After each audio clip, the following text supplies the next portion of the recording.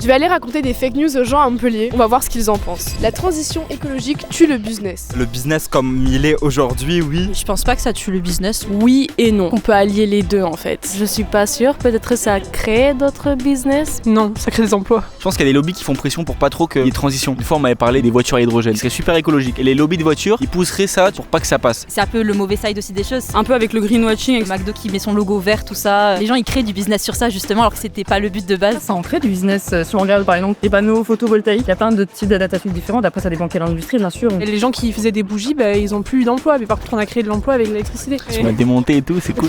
La transition écologique ne peut pas tuer le business parce que le business dépend de la capacité, de notre capacité à maintenir les conditions de vie sur Terre d'une façon optimum. Quand on aura, comme je dis souvent, tué le dernier moisson et abattu le dernier arbre, on va s'apercevoir que l'argent n'est pas comestible. Tout l'enjeu maintenant pour l'humanité, c'est d'arriver à réconcilier l'impératif économique avec la nécessité écologique. Alors, je vous donne rendez-vous le 20 mai 2025 à Montpellier pour assister à cette conférence. 100% garantie sans langue de bois et 100% garantie concrète pour préserver le capital financier, pour qu'on puisse réconcilier l'impératif économique et la nécessité écologique.